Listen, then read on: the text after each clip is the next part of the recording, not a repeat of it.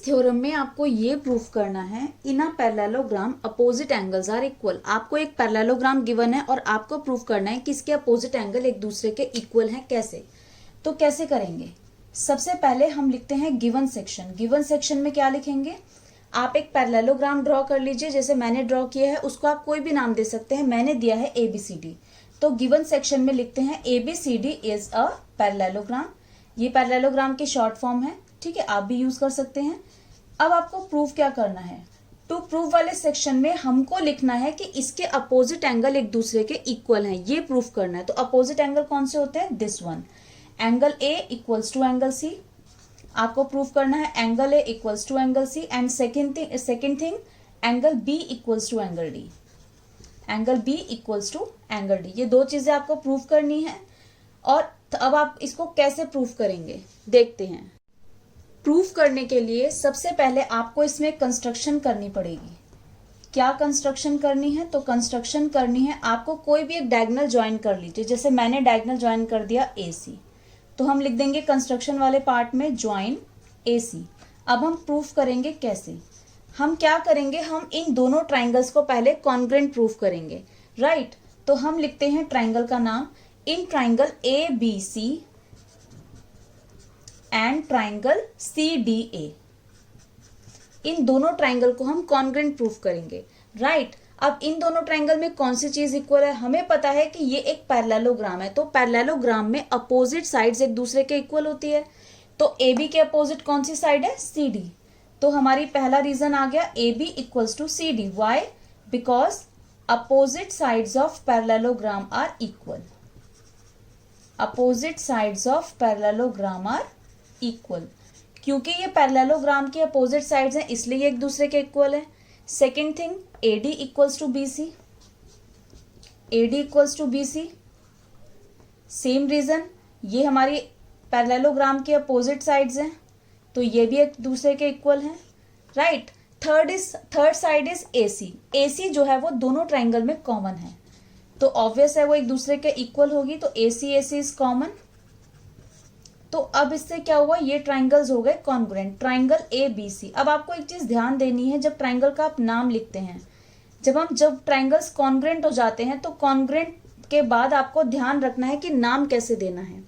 जैसे हमने लिया ABC, हमने यहाँ पर नाम लिखा था CDA, तो हम चेक करेंगे AB जो है क्या CD के इक्वल है? AB CD के इक्वल है। BC जो है DA के इक्वल है, BC जो है वो DA के इक्वल है। और AC जो है CA के इक्वल है, AC जो है वो CA के इक्वल है। इट मीन्स हमने नाम बिल्कुल ठीक दिए। तो triangle ABC congruent triangle CDA।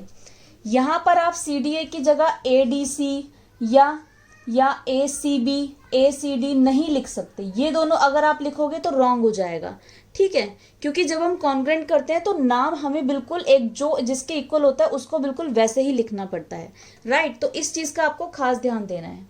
अब हमने इसको कॉन्ग्रुएंट किया किस रूल से?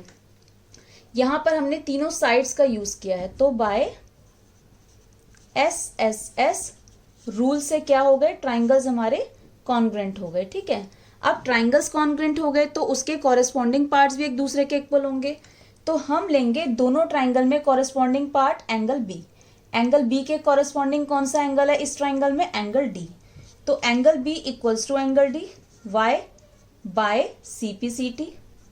CPCT means corresponding part of congruent triangle. ये कॉन्ग्रुएंट ट्राइंगल इन दोनों ट्राइंगल के कॉरेस्पॉन्डिंग पार्ट हैं, ठीक है।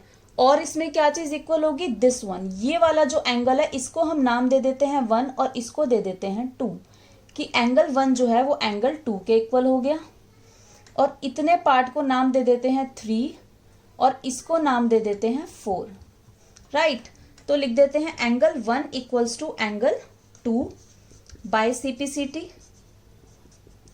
And angle 3 equals to angle 4 by CPCT।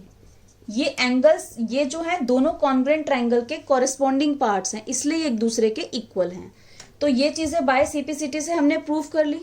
अब आपको ध्यान देना है बहुत ज्यादा कि आपको जो A एंगल, A में 1 और 3 को मिला के A बनता है, तो आपको लेफ्ट हैंड साइड पे 1 और 3 ही लेना है। आप यहाँ पे 1 और 4 इक्वल्स टू 3 मत लिखिएगा, ठीक है। उसका रीजन है वो मैं आपको बताती हूँ कैसे। देखिए अब आपकी एक चीज तो प्रूफ हो गई, angle B equals to angle D, ये तो आ गया। हमें क्या प्रूफ करना रह गया, angle A equals to angle C. ये कैसे आएगा, एंगल 1 इक्वल्स टू एंगल 2 है और एंगल 3 इक्वल्स टू एंगल 4 है, जिसको हम प्रूफ कर चुके हैं। इसको दे दीजिए 1 और इसको दे दीजिए 2।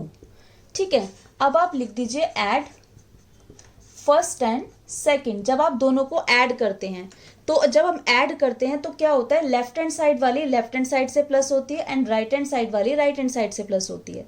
तो आपको ध्यान रखना है कि अगर आपने ए पर जो दो एंगल्स बनाए हैं उन दोनों का नाम आपको लेफ्ट हैंड साइड ही लिखना है। अगर आप यहाँ पे 4 लिख देंगे तो 1 + 4 कोई भी एंगल नहीं है। ओके, तो हम लेफ्ट हैंड साइड को लेफ्ट हैंड साइड से प्लस करेंगे, angle 1 + angle 3, this one equals to right hand side को राइट हैंड साइड से प्लस करेंगे, एंगल 2 + एंगल 4। तो एंगल 1 + एंगल 3 मिलके क्या बना हमारा एंगल ए, और एंगल 2 + 4 मिलके क्या बना, दोनों प्लस होके एंगल सी। तो ये हमारी सेकंड थिंग ये वाली प्रूफ हो गई। तो लिख देंगे हैंस प्रूव्ड। ओके।